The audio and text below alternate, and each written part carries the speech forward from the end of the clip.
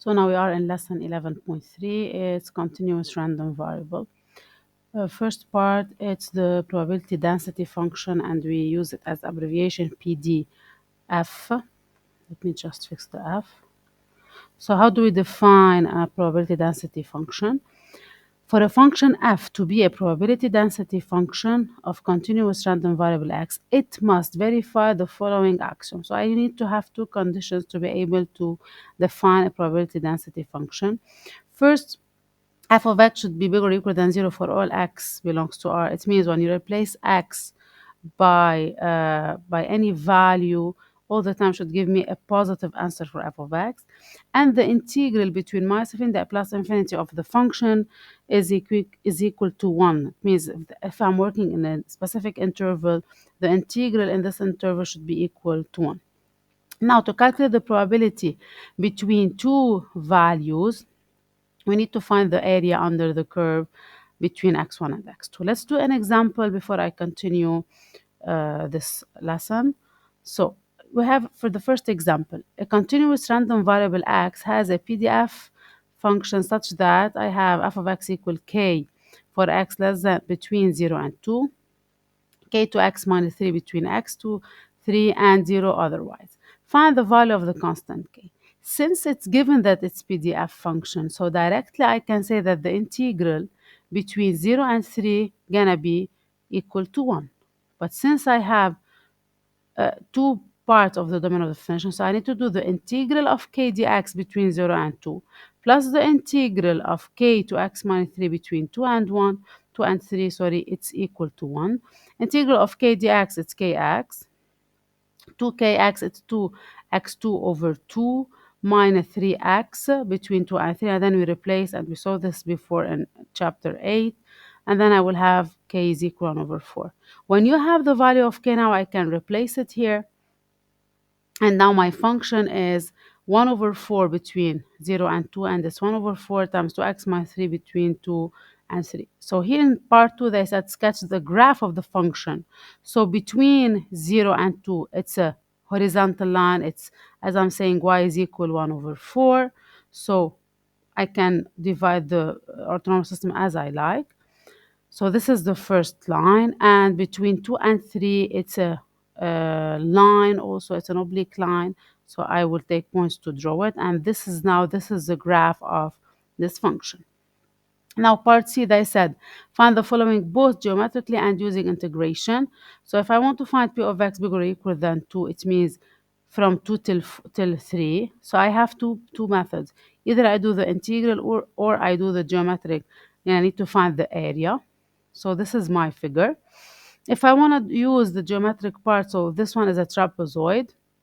So it's base 1 plus base 2 times height over 2. So base 1 is 0.25, base 2 is 0.75, times the height here is 1, over 2, it gives me the area 0.5. And if I use the integral between 2 and 3 of 2x minus 3 dx, also it's going to give me 0.5.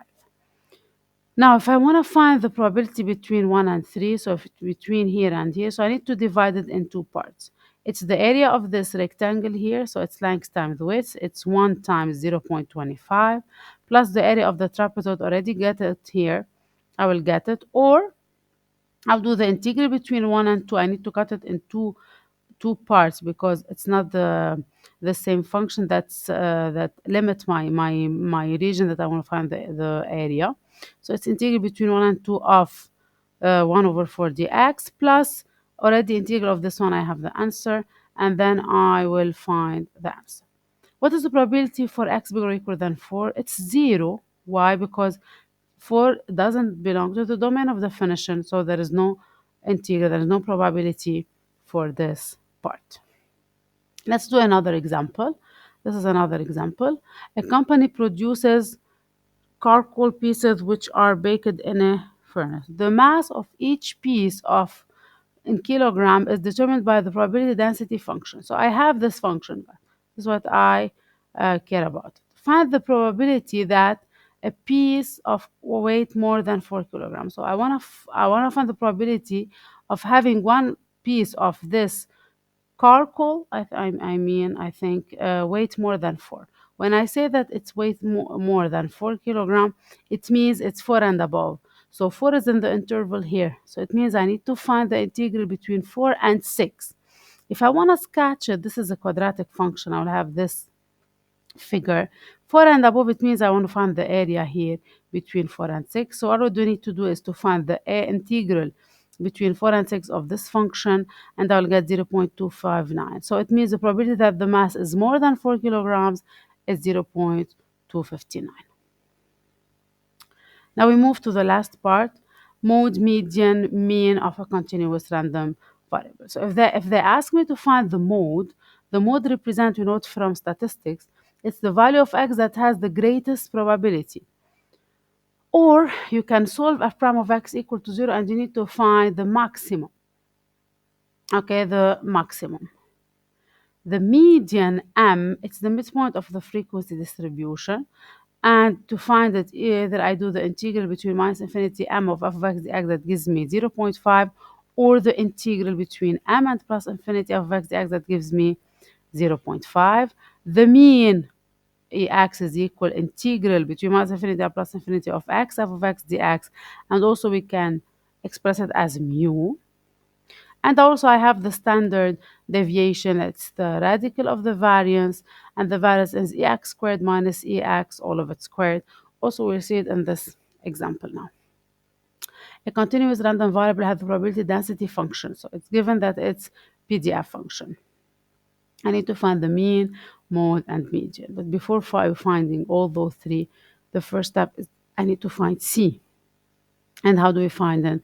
Know that the integral between 0 and 4 should be equal to 1.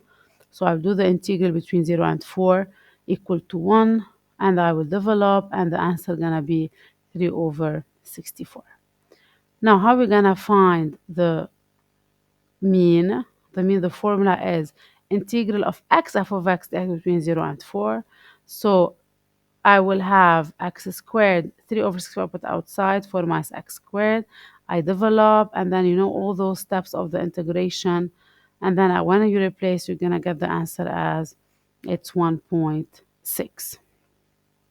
Now, how are we going to find the mode? We do f prime of x, and it's going to give me two turning points. So which one will know that it's a maximum? Is it 4 or 4 over 3? You know how we do it also from the function chapter. We do f double of 4 over 3 and f double of 4. The one that gives me a negative answer, it's a maximum. So here in this case, it's f double of 4 over 3. So it means that 4 over 3 is the mode. And in the end, we're going to find the median. Also, we do the integral between 0 and m of the function. And then we're gonna solve for m. This one, how do we do it? We use our calculator to find the m, and then you will find the value. Calculator, what I wrote here, the calculator, and then we find the value of m. M gonna be equal to 1.54. That's it, guys, for this lesson. Sure, we're gonna do more application in the class. See you later in the next